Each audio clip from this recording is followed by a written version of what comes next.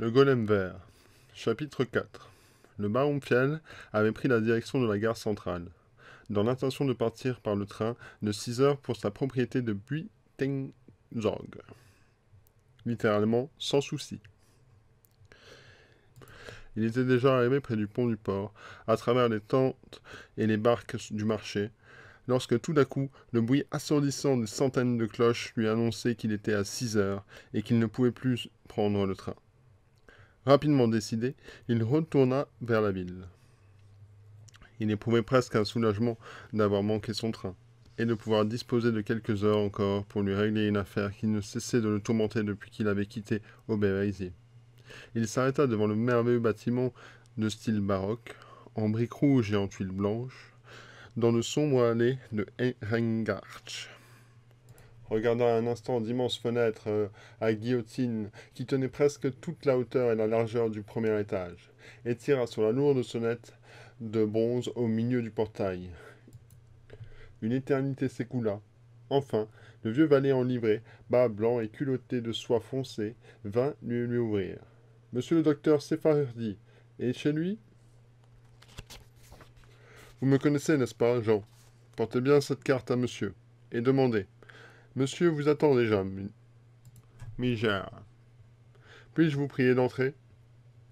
Le vieux monta au premier escalier, recouvert d'un tapis hindou dont les murs étaient ornés de broderies chinoises. Cet escalier était si raide qu'il fallait s'appuyer à la rampe de cuivre pour ne pas perdre l'équilibre. Une odeur faible et enivrante de bois de Saint-Al s'emplit de toute la maison. Il m'attend. Comment ça? Demanda le baron Piel, étonné car il n'avait pas vu de docteur Sefari depuis des années. À l'idée d'aller le voir ne lui était venue qu'une demi-heure auparavant. Il voulait savoir les détails sur le tableau du juif errant d'un visage olive et sur une certaine particularité qui lui correspondait pas, dans sa mémoire, à ce que Aubervilliers lui avait dit au café. Monsieur vous ai télégraphié ce matin à La Haye pour vous prier de venir le voir, Minger. À La Haye? Je suis là depuis longtemps, à Hilversum. C'est tout à fait par hasard que je suis venu aujourd'hui. Je vais vous annoncer tout de suite auprès de monsieur, afin que vous êtes ici, monsieur Niehain. Le baron Fiel prit un siège et attendit. Tout, jusqu'au moindre détail, se trouvait à la même place qu'autrefois. Les tapis de soie sur le siège, les chaises sculptées, et les 2 fauteuils hollandais auprès de merveilles cheminées à colonnades de faïence verte incrustée d'or, et de tapis multicolores d'Ispahan sur le dallage noir et blanc, dans des niches, des statues roses pâles de princesses japonaises. Une table recouverte d'une plaque de marbre noir, au mur des portraits de Rembrandt et autres maîtres représentant des ancêtres de Sephardi. L'élégant juif portugais qui avait fait bâtir au XVIIe siècle la maison du célèbre Hendrik de Keyser, qui avait vécu et qui était mort. Piel compara les visages de ces hommes à une époque reculée avec des traits du docteur Ismaël Sephardi. C'étaient les mêmes têtes allongées, les mêmes grands yeux foncés en amande, les mêmes lèvres minces et les mêmes nez légèrement busqués. Le même type de juif espagnol fier et dédaigneux, aux pieds étroits et aux mains fines. Nulle trace d'adaptation à une époque dans ses traits demeurait identique à travers les siècles. Une minute plus tard, le docteur Sephardi entrait, accompagné d'une jeune femme blonde d'une élégante beauté, qui pouvait avoir 26 ans. M'avez-vous vraiment télégraphié, cher monsieur demanda Piel. Jean me disait. Le baron Piel a un système nerveux extrêmement sensible, dit Sephardi, en souriant à la jeune femme. Il me suffit d'exprimer un désir, et déjà, il le réalise. Il est venu sans avoir reçu mon télégramme. Madame Anne Durussel est la fille d'un ami de mon père, ajouta-t-il en se tournant vers Piel. Et elle est venue d'Anvers pour me demander conseil, dans une circonstance où vous seul pouvez l'aider. Il s'agit d'un tableau. Ou, pour me dire, cela aura un rapport avec ce tableau dont vous m'aviez parlé un jour. Vous l'aviez vu à l'Aïd. Il représentait Ah, Verus. Fiel le regarda d'un air étonné. C'est pour cela que vous m'avez télégraphié? Oui. Oui, nous sommes allés hier à Leyde pour voir ce tableau. Mais nous avons appris que ce portrait n'a jamais été existé dans la collection. Le docteur Holbergda, que je connais bien, m'a affirmé que ce musée ne contenait d'ailleurs aucun tableau, mais seulement des antiquités égyptiennes. Permettez-moi de raconter à monsieur pourquoi la chose m'intéresse tant, dit la jeune fille, se mêlant vivement à la conversation. Je ne voudrais pas vous ennuyer avec mes affaires de famille, monsieur. C'est pourquoi je serai très brève. Un homme, ou plutôt une apparition, joua un grand rôle dans la vie de mon père, que j'ai infiniment aimé, et souvent absorbé toutes ses pensées pendant des mois, autrefois. J'ai été trop jeune, peut-être, aussi trop vivante, pour comprendre la vie intérieure de mon père. Ma mère était morte depuis longtemps, mais à présent, tout le passé s'est réveillé en moi, et une inquiétude constante me tourmente, et me pousse à chercher les choses que j'aurais dû comprendre depuis longtemps. Vous me prendriez peut-être pour une exaltée si je vous disais que je préférais cesser de vivre aujourd'hui plutôt que demain. Le vivant le plus blasé ne peut être le plus près de moi du suicide. Oui, et en quoi est-ce lié à ce tableau ou à l'apparition? Je n'en sais rien. Je sais seulement que lorsque j'interrogeais mon père sur la religion et sur Dieu, il disait souvent que le moment était proche, où l'humanité saurait épuiser ses dernières ressources, et où toutes les œuvres humaines seraient emportées par un ouragan spirituel. Seuls seront invulnérables ceux qui peuvent contempler en eux-mêmes le visage vert du précurseur, de l'homme primordial, qui ne connaît point la mort. C'étaient exactement ces paroles.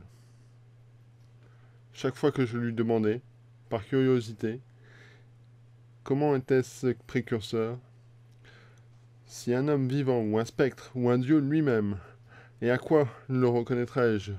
Si je le rencontrais, il me répondrait toujours: ne t'inquiète pas, mon enfant, ce n'est pas un spectre. S'il vient à toi comme un spectre, ne crains rien. C'est le seul homme sur terre qui ne soit pas un spectre. Il porte sur le front un bandeau noir sur lequel est caché un symbole de vie éternelle, car celui-ci qui porte le symbole à découvert et non profondément caché est stigmatisé comme Caïn. Tu peux le rencontrer n'importe où, mais probablement là où tu t'y attendais le moins. Plus tard, continua Van Drungsen, après un court silence, horrible guerre ne déchaînait honte du christianisme. Pardon, interrompit Fiel, de quelle chrétienté? C'est le contraire. Oui, naturellement, la chrétienté. Alors je pensais que mon père avait prédit l'avenir et fait des allusions à un immense hécatombe. Je suis sûr, dit Séphari, qu'il n'y avait pas allusion à la guerre, ni à diviser les hommes, entre deux groupes incapables de se comprendre. Les uns ont une vision terrifiante de l'enfer, qui porteront toute leur vie en silence dans le cœur. Les autres n'en ont vu des caractères d'imprimerie dans les journaux. Quant à moi, je n'ai pas honte de le dire, les souffrances de ces millions d'hommes ont passé sur moi sans laisser la moindre trace. Pourquoi mentir? Je veux bien m'incliner devant tous ceux qui valent mieux que moi, mais pardon, mademoiselle, que je vous ai interrompu. C'est une âme très droite, pensa le baron Piel, observant le visage savant et fier de Séphardie. Alors, je crus, reprit une jeune femme, que mon père avait fait allusion à la guerre, mais peu à peu, je sentis que mon père voulait dire, en déclarant ses dernières ressources, seraient ôtées à l'humanité. Lorsque je parlais au docteur Séphardie de l'homme primordial, comme l'appelait mon père, lui demandant s'il ne s'agit pas d'une simple illusion à sa part, il se souvient de vous avoir entendu parler d'un certain portrait, qui, malheureusement, n'existe pas, compléta Fiel. J'ai parlé de ce portrait au docteur Séphardie, c'est vrai, mais maintenant que je suis sûr de ne l'avoir jamais vu de ma vie, ni à Leyde, ni ailleurs. Cet après-midi encore, je parlais de ce tableau avec un ami, et je le vis en pensée encadré à ce mur. Mais plus tard, je me rendais à la gare, et je me rendais compte que ce cadre n'était qu'une invention de mon imagination pour cristalliser ce qui existait dans mon souvenir. Alors, je me rendis chez le docteur Sephardi pour savoir si je n'avais vraiment parlé de ce tableau, rêve, ou si ce n'était qu'un rêve. Comment cette image a-t-elle pu pénétrer dans mon cerveau? C'est pour moi un mystère. Elle m'a souvent poursuivi jusqu'à mon sommeil. Pour être, je ne l'ai jamais vue qu'en rêve. Peut-être ne l'ai-je vue qu'en rêve. Et ai-je pris le souvenir de ce rêve pour une réalité? La chose se complique encore davantage du fait que durant votre récit, le visage m'est apparu avec une lettre effrayante, mais cette fois vivante, mobile, les lèvres frémissantes, comme s'il allait en parler, et non mort et figé comme un portrait. Il s'interrompit tout à coup et parut écouter son âme, où l'image semblait lui murmurer quelque chose. Frappée, la jeune femme et Séphardie se turent. De la rue montaient les sons de l'un de ces grands orgues qui, parfois, le soir, traversaient lentement la ville sur ces voitures traînées par des poneys. Je peux seulement vous supposer, commença Séphardie, qu'après un instant, il s'agit, dans ce cas, d'un état d'hypnose. Vous avez vécu jusqu'à ce jour quelque chose dans votre sommeil, donc dans votre inconscient. Plus tard, quelque chose, sous les apparences d'un portrait, s'est mêlé aux événements du jour et a pris de ce fait qu'une apparence de réalité. Il ne faut pas croire qu'un état de ce genre soit maladif ou anormal, poursuit-il, en remarquant que Piel faisait un geste de la main. Pareil, les choses sont plus fréquentes qu'on le croirait. Si nous pouvions en découvrir la véritable cause, nous nous sentirons tout à coup nos yeux se désilier, et nous participerons à une deuxième vie, que nous menons actuellement pendant notre sommeil, sans le savoir. Ce que l'on écrit, les extatiques et la mystique chrétienne sur la nouvelle naissance, sans laquelle il est impossible de voir le royaume de Dieu, n'est que le réveil d'un moi jusqu'à présent mort dans un monde qui existe en dehors des sens. En un mot, le paradis.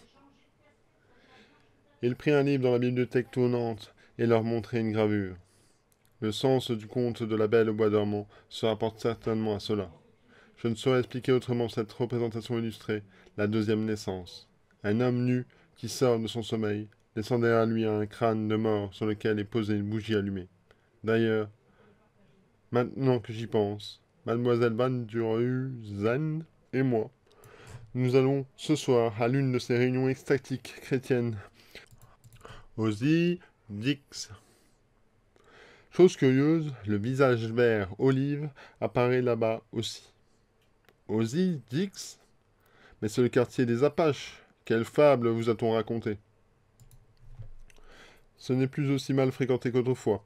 Il n'existe plus une taverne matelot, et mal famée, c'est vrai, à l'enseigne au prince d'Orange. À part cela, il habite dans ce quartier que les pauvres artisans inoffensifs.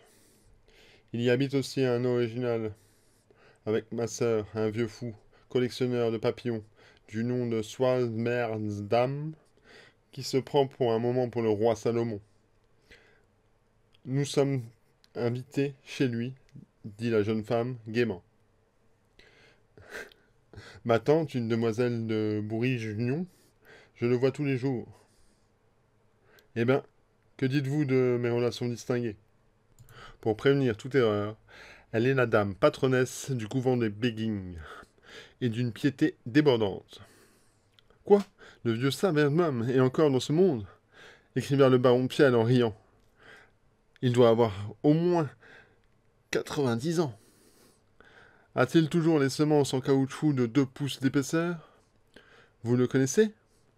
Quel genre d'homme est-il au fond? Est-ce vraiment un prophète, comme l'affirme ma tante? Je vous en prie, parlez-moi de lui. Avec plaisir, si cela vous amuse, mademoiselle. Mais je dois me hâter et prendre congé presque tout de suite, sinon je vais manquer mon train encore une fois. En tout cas, je vous dis adieu à l'avance. Mais je ne m'attendais pas à quelque chose de sinistre, c'est simplement curieux. Tant mieux. Voilà, je connais Svalbardam depuis ma 14e année. Plus tard, naturellement, je le perdis de vue. J'étais autrefois terriblement garnement, et je me passionnais pour tout ce qui était palétude. En outre, je collectionnais les insectes, je nouais aussi les reptiles vivants, Il se trouvait qu'une grenouille et un crapaud asiatique de la grandeur d'une valise, que déjà il était à moi, et je les enfermais dans une grande boîte de verre qu'on pouvait chauffer. La nuit, cela me faisait un tel vacarme que les vitres et les voisins et les voisines tremblaient. Et toute la nourriture que cette vermine absorbait, j'étais obligé de commander un tas, par sac. S'il y avait peu de mouches aujourd'hui en Hollande, c'est uniquement grâce à la peine que je me suis donnée autrefois pour trouver la nourriture pour mes bêtes. Par exemple, les cancrelats, c'est moi qui les ai exterminés. Je ne voyais jamais mes grenouilles. Le jour, elles étaient blotties sous les pierres, et la nuit, mes parents insistaient obstinément pour que je la passe à dormir. À la fin, ma mère me conseilla de mettre mes grenouilles en liberté et de ne garder que les pierres. Cela revenait au même, c'était plus simple. Je l'ai repoussé évidemment cette proposition aussi déraisonnable. Mon zèle à collectionner les insectes devient bientôt une conversation du jour et m'attire à la bienveillance de la société entomologique, qui se composait alors d'un coiffeur aux genoux cagneux, un marchand de fourrure, de 3 conducteurs de locomotives en retraite et d'un préparateur de musée d'histoire naturelle. Ce dernier, cependant, n'osait pas prendre part aux excursions de ses confrères parce que sa femme ne lui permettait pas. Tous étaient vieux monsieur qui collectionnaient soit des scarabées, soit les papillons, et qui vénéraient un drapeau de soie sur lequel étaient brodés les mots Osiris, la société des chercheurs biologiques. En dépit de mon jeune âge, je fus reçu membre de la société. Je possède encore aujourd'hui le diplôme qui termine par ces mots. Nous vous annonçons notre meilleure salutation biologique. Bientôt, je vis clairement pourquoi j'avais été entré désiré dans ce club. Ces vieillards biologistes étaient un des aveugles et par conséquent incapables de guetter les papillons de nuit. Les autres étaient incapables de marcher longtemps à travers les landes. D'autres, probablement d'émotion, avaient de tels excès au tout du moment où ils brandissaient leur filet pour capturer l'œil du paon qu'ils manquaient à chaque fois leur proie. Je ne possédais pas une seule infirmité, et découvrir une chenille sur une feuille à quelques kilomètres de distance n'était qu'un jeu pour moi. Il n'y avait donc rien d'étonnant à ce que ce vieillard astucieux ait eu l'idée de se servir de moi et de mes camarades de classe comme limiers. Seul un d'entre eux, Jan Swammerdam, qui pouvait avoir les 60 ans, me surpassait dans cet art. Il n'avait qu'à retrouver la pierre pour trouver au-dessus une larve de scarabée ou quelque chose d'intéressant. Il passait même pour avoir, dans ce domaine, le don de double vue. Conséquence d'une vie sans tâche, vous l'avez qu'en Hollande, on estime fort la vertu. Je ne l'ai jamais vu autrement qu'avec une jaquette noire, entre les omoplates, la bosse formée par le filet à papillon glissé sous le gilet, une manche verte dépassant largement les pans de la jaquette. Pourquoi portait-il un col de chemise? Mais simplement parce que le vieil découpé, dans une carte géographique entoilée. Je l'appris plus tard, lors d'une visite dans sa mansarde. Je ne peux pas l'ouvrir, expliqua-t-il en désirant l'armoire où se trouvait son linge. L'Hippocampa milazoi, c'est le nom de la chenille très rare, a fait son cocon tout auprès de sa charnière, et il lui faut 3 ans pour se transformer en papillon. Nous ne saisons pas toutes ces excursions en chemin de fer, seul, Swammerdam allait à pied, car il était trop pauvre pour se permettre les frais de voyage. Pour ne pas user ses semelles et ses chaussures, il les enduisit d'une mystérieuse solution de caoutchouc qui, avec le temps, durcissait et atteignant une épaisseur de plusieurs centimètres. Je les vois encore. Il subvenait à ses besoins par la vente de papillons bâtards qui réussissaient parfois à les élever. Cependant, les bénéfices étaient insuffisants et sa femme, qui l'acceptait toujours avec un sourire les marmottes de son mari, mourut d'épuisement. Depuis lors, Swammerdam négligea complètement le côté financier de l'existence, et il ne vécut plus que pour son idéal, découvrir un certain busier vert dont la science affirmait qu'il vit 37 cm sous terre, et seulement aux endroits où il y a du fumier de mouton. Son camarade et moi démontions énergiquement la chose, mais nous étions assez malicieux pour répandre de temps en temps du fumier de mouton, que nous avions toujours dans notre poche, à des endroits particulièrement durs des roues du village. Nous nous amusions royalement quand Swansendam, en les apercevant, se mettait à creuser comme une taupe prise de folie. Un beau matin, toutefois, il se produisait vraiment un miracle, qui nous bouleversa profondément. Nous étions encore une fois partis en excursion. Le vieillard en avant, chevauchant le chant de la société. Periapeduca. C'est le nom latin d'un très beau papillon de nuit. Bien dommage qu'il n'y en ait pas ici, mais s'il y en avait, je les mettrais tout de suite dans ma poche. Swan, madame, fermait la longue marche sec, long, noir, la bêche sur l'épaule. Son bon vieux visage était transfiguré par une expression véritablement biblique. Lorsqu'on lui demandait la raison, il répondit d'un air mystérieux qu'il avait fait un rêve riche de promesses. Tout de suite après sa réponse, nous laissâmes tomber un peu de fumier de mouton. Soit madame l'aperçut, s'arrêta de découvrir, respira profondément et frissonna d'espoir et de foi, regarda longtemps le soleil jusqu'au moment où ses pupilles ne furent pas plus grandes que des trous d'aiguille. Alors il se baissa et commença à creuser si fort que les pierres volaient de tous côtés. Mon camarade et moi nous tenions tout près de lui et Satan jubilait dans nos cœurs. Tout d'un coup, Svavenda blêmit, lécha la bêche, et l'œil hagard, les mains crispées sur sa bouche, il fixa le trou qu'il avait creusé, puis ses doigts tremblants, en sortant un scarabée au reflet vert. Il resta longtemps silencieux, tant qu'il était saisi, puis deux grosses larmes coulèrent sur ses joues. Enfin il nous dit qu'à voix basse, « Cette nuit, l'esprit de ma femme m'est apparu en grand rêve, avec un visage radieux comme celui d'une sainte, et elle m'a consolé en me promettant que je trouverais le scarabée.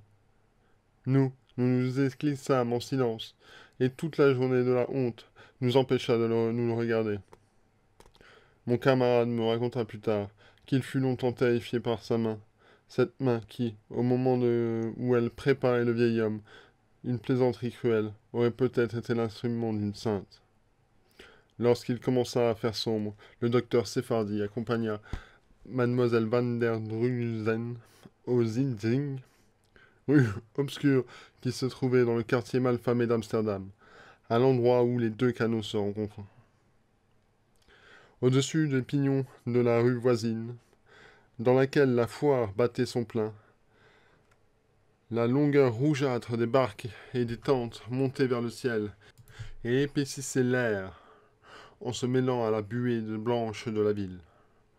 Au souffle fantastique chatoyant du brouillard dans lequel les ombres des tours planaient, un grand triangle aigu de voile noir.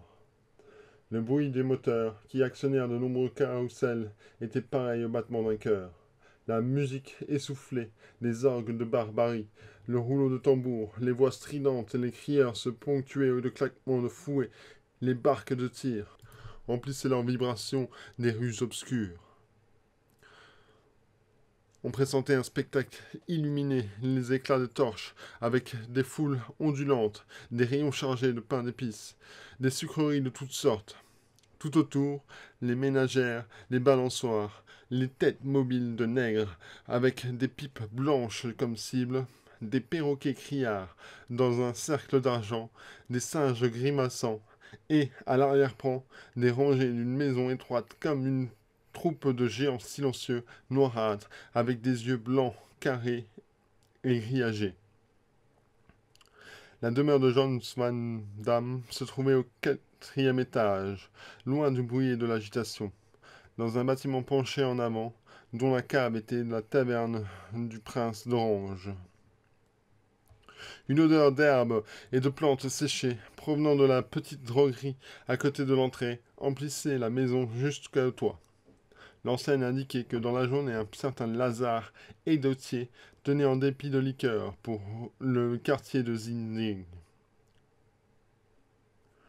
Le docteur Shepardi et mademoiselle Van Drunzen grimpèrent l'escalier d'une raide comme une échelle de poulailler, et furent accueillis par une vieille dame aux boucles blanches et aux yeux d'enfant tout ronds. C'était la tante de Madame Van Drunzen, qui les reçut par ses paroles pleines de cordialité. « Sois la bienvenue, Eva, et sois aussi le bienvenu, ô roi Balthazar, dans la Nouvelle Jérusalem. » 6 personnes qui formaient autour d'une table un groupe plein de recueillement se levèrent, embarrassés, à l'entrée des nouveaux arrivants et furent présentés par Mlle Bourignon. Ici Van Zermbang et sa sœur, une petite femme âgée, avec une coiffe hollandaise et des marcarons sur les petites oreilles, faisaient sans arrêt de petites révérences. Puis, Lazare et Dotier, qui ne faisait pas partie de notre groupe spirituel, mais qui joue le rôle de Simon, porteur de croix, un vieillard juif en talar, de nationalité russe, qui compléta avec orgueil. Et moi, j'habite aussi la même maison, avec votre permission. Puis, Mademoiselle Marie-Fat, de l'Armée du Salut, qui porte dans son groupe le nom de Madeleine. Et votre cher Ézéchiel.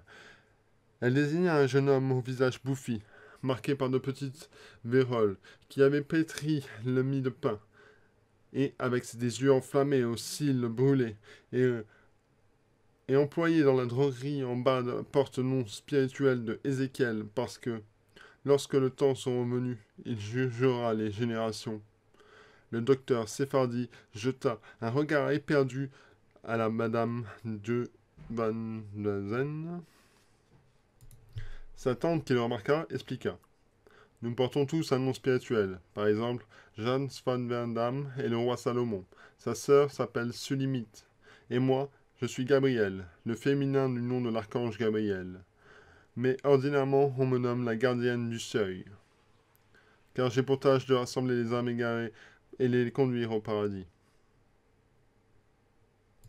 Mais vous comprendrez bien mieux tout cela plus tard.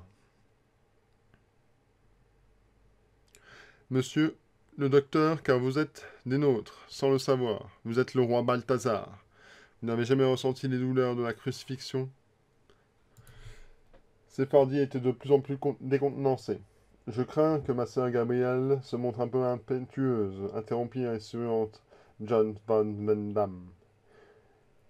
Il y a bien des années, un vrai prophète du Seigneur est ressuscité dans cette maison, comme simple cordonnier sous le nom d'Ansel Kringenbach. Vous ferez sa connaissance aujourd'hui même, il habite au-dessous de nous. Nous sommes nullement des spirites comme vous pouvez le croire, monsieur Ninger. Je pourrais presque dire au contraire, car nous n'avons rien à faire sous l'empire des morts. Notre but est la vie éternelle. Or, il n'y a que dans le nom une force cachée.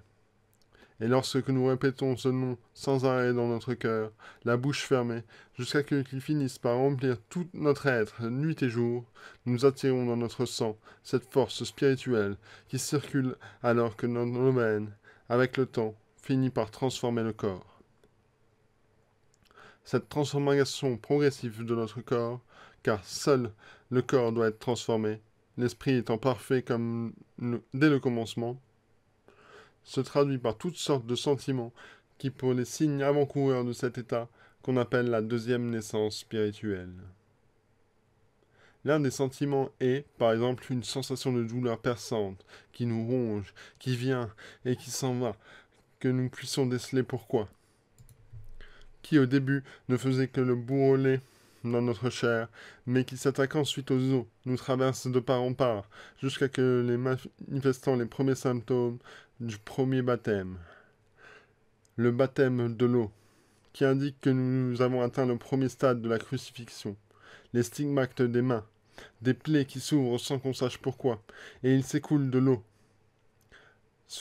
Swaffenham et les autres, à l'exception de Lazare et d'Iété, levèrent les mains, et on vit de profondes cicatrices rondes qui semblaient causées par des clous. Mais c'est tout simplement l'hystérie, s'éclama Van der Huzen, effrayé. Appelez cela de l'hystérie si vous voulez, mademoiselle. Cette hystérie à laquelle nous sommes en proie n'a rien de morbide. Seule l'hystérie qui se manifeste par les extases et les désordres mentaux a un caractère morbide et les abaisse à ceux qui n'en s'en sont atteints. Mais cette autre forme rétablit l'ordre mental et nous élève en nous amenant à la lumière. Elle conduit l'homme à la vision directe, qui est au-delà de l'acquisition du savoir par la pensée. Dans ces écritures, ce but est appelé la parole intérieure. Comme un homme de nos jours pense, sans s'en rendre compte, en murmurant des mots dans son cerveau, de même qu'un homme régénéré parle à une autre langue mystérieuse avec des mots nouveaux, ne laissant aucune possibilité de conjoncture ou d'erreur. Alors la pensée est devenue nouvelle, elle est magie, et non plus un moyen dérisoire pour se comprendre, mais une révélation de la vérité, à la lumière à laquelle toute erreur disparaît, parce que les anneaux magiques de la pensée s'enchaînent au lieu d'être simplement juxtaposés. Et vous en êtes arrivé aussi loin, monsieur Svanderdam? Si j'étais arrivé aussi loin, je ne serais pas ici, mademoiselle. Vous l'avez dit, l'homme ordinaire pense avec des mots qui ne se forment dans son cerveau. Que se passe-t-il alors chez les sourds et muets de naissance qui ne connaissent aucun langage demanda Sephardi, intéressé. Alors il pense en partie par image, en partie dans les langues originelles. Laissez-moi vous parler aussi, Spavendam, s'écria Lazare Eidoté, combatif.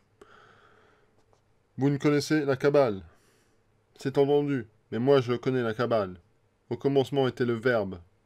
Genèse 1:1. C'était une mauvaise traduction. Bereshit, c'est l'être intelligent, et non pas au commencement. Au nom de quoi, au commencement? L'être intelligent, murmura Svazendam, qui demeura au moment plongé dans une profonde méditation. Je sais, mais le sens reste le même. Les autres avaient écouté en silence. Ils échangeaient des regards significatifs. Eva van Drunzen sentit instinctivement que le mot « être intelligent » avait évoqué pour eux le visage vert olive, et jeta un vert interrogateur au docteur Sephardi, qui lui répondit par un signe imperceptible. De quelle façon le don de la prophétie a-t-il été conféré à notre ami Krivenborg? Et comment se manifeste-t-il? Fit-il, rompant enfin le silence, car personne n'avait l'air de se décider à parler. John Van Damme parut sortir d'un rêve.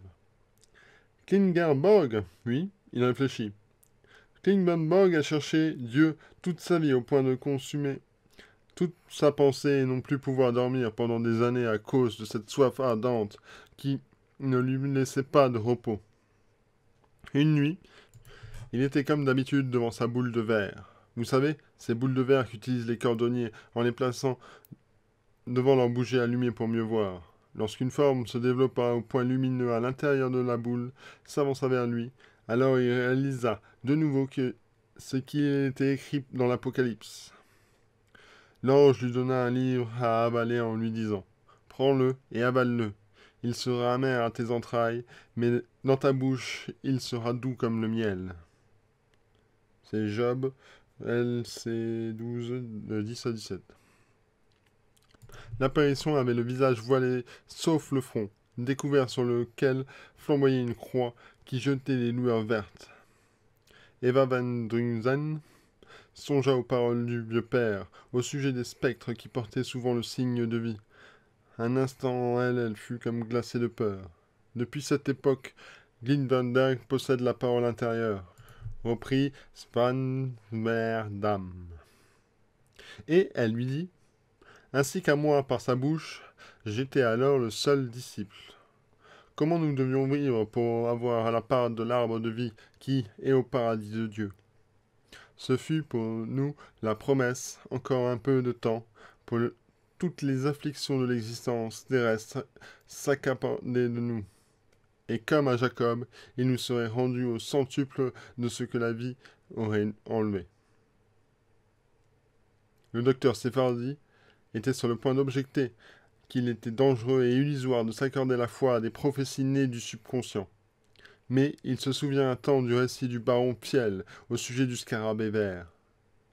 D'ailleurs, il se rendit compte qu'il était bien trop tard pour un avertissement quelconque. Le vieillard parut avoir deviné une partie de l'orientation de ses pensées, car il poursuit. Il y a déjà 50 ans maintenant que cette promesse nous a été faite, mais il nous faut contenir nos âmes dans la patience, et quoi qu'il puisse arriver, préserver dans l'exercice qui consiste à murmurer sans cesse le nom spirituel dans notre corps jusqu'à qu'une seconde naissance soit parchevée. Il prononça ces paroles posément, avec l'apparence d'une ferme assurance, mais un léger tremblement dans la voix, comme le pressentiment d'un cruel désespoir, trahissait son effort sur lui-même pour rester calme afin de ne pas ébranler la foi des autres. Il y a déjà 50 ans que vous pratiquez cet exercice? C'est terrible, s'écria involontairement le docteur Séfardi. Ah, mais s'il est divinement beau de voir comme tout se réalise, gazouilla Madame le Bourguignon, avec ravissement, et comme les hauts esprits de l'univers s'affluent ici, se groupent autour d'Abraham, c'est le nom spirituel de Hassen Klinkenberg, car il est le patriarche. Et dans ce misérable quartier d'Amsterdam, pose pour la première pierre la nouvelle Jérusalem. Marie Fatz, c'était autrefois une prostituée, mais maintenant elle est pieuse, la sœur Madeleine, chuchota-t-elle, la nièce en se couvrant la bouche de la main. Et Lazare a été ressuscité des morts. Mais, c'est vrai, Eva, je ne t'ai rien dit du miracle dans la dernière lettre que je t'ai écrite pour t'engager à te joindre à notre groupe.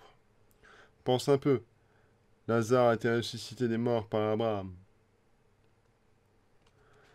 John Van Merdam se leva et s'approcha de la fenêtre, demeurant silencieux, le regard perdu dans les ténèbres. Oui, oui, vraiment ressuscité des morts. C'était étendu comme lorsque Abraham est entré et l'a résurrecté. Tous les regards se dirigèrent vers Idioté, qui se détourna, interdit, et expliqua à voix basse du docteur Séfardi, en gesticulant et haussant les épaules, qu'il n'y avait sans doute que quelque chose de vrai. Sans connaissance, oui, c'était certainement peut-être la mort. Et pourquoi n'aurais-je pas été, ça aurait été la mort? Je vous prie, un vieil homme comme moi? C'est pourquoi, Eva, je t'en conjure, fit Madame Bourignon, s'adressant à sa nièce de façon la plus pressante, entre dans notre alliance. Car le royaume des cieux est proche, et les derniers seront les premiers. Le commis de la droguerie, qui était resté jusqu'à assis aux côtés de la sœur Mademoiselle, tenant ses mains dans les siennes, sans dire un mot, se leva subitement, frappa subitement les poings sur la table, et les yeux enflammés, tout grand ouverts, s'écria d'une voix qui bégayait. Oui, oui, oui, les premiers seront les derniers, et c'est plus facile à un cha-cha-cha-cha. L'esprit vient sur lui, le verbe et la parole par sa bouche, s'écria le gardien du seuil. Eva, grande chacune de ses pensées dans son cœur. Chameau de passer sur le terre. Jeanne Van Damme s'approcha rapidement du possédé, sur le visage duquel se peignait une expression de méchanceté bestiale, et le calma de quelques passes magnétiques sur le front et sur la bouche. C'est seulement le contraste, comme nous l'appelons, dit ma sœur sous limite. La vieille Hollandaise, d'un ton apaisé, à Mademoiselle Van Drunsen, qui, effrayée, s'était précipitée vers la porte. Frère Ézéchiel souffre parfois de cela, et alors la nature inférieure prend le dessus. Mais cela va passer. Le commis s'était laissé tomber à quatre pattes et aboyait et grognait comme un chien, tandis que la jeune fille de l'armée du salut, agenouillée à côté de lui, lui caressait doucement les cheveux. Ne pensez pas de mal de lui, nous sommes tous des pécheurs, et le frère Ézéchiel passa sa vie du matin au soir en bas de cette boutique sombre. Alors il arrive, s'il voit par le hasard des gens riches, pardonnez-moi de le dire si ouvertement, mademoiselle, qu'il est comme pris d'une amertume qui lui obscurcit l'esprit. Croyez-moi, mademoiselle, la pauvreté est un lourd fardeau.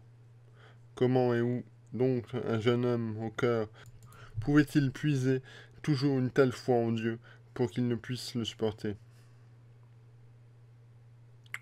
Pour la première fois de sa vie, Eva Van Drunzen jetait un regard dans les abîmes de l'existence.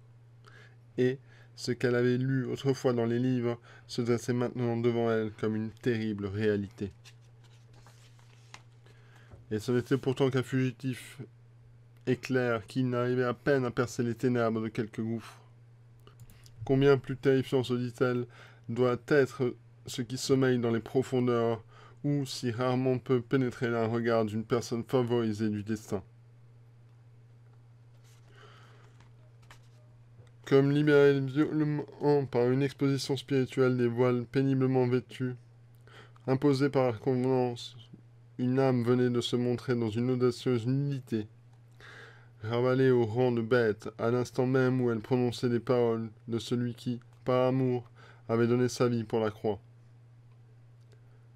Le sentiment d'une incommensurable complexité du seul fait appartenir à une classe privilégiée de s'être si naturellement désintéressé des souffrances d'autrui.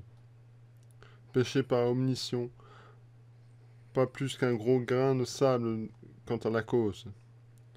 Et, dévastateur comme un torrent dans ses effets, emplit Eva d'une terreur profonde. Comme quelqu'un qui crut par détraction jouer d'une corde s'apercevant tout à coup dans la main d'un vieux serpent venimeux. Lorsque la Sulamite parla de la pauvreté du commis, son premier mouvement poussa Eva à sortir sa bourse.